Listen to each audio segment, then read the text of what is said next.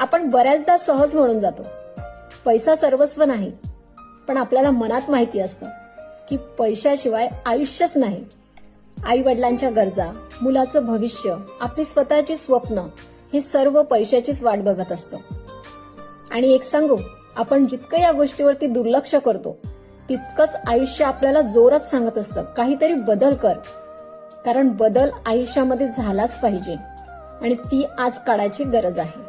तो बदल कुठून सुरू करायचा, कमाई कशी आणि कुठून वाढवायची हे सर्व तुम्हाला आज समजणार आहे.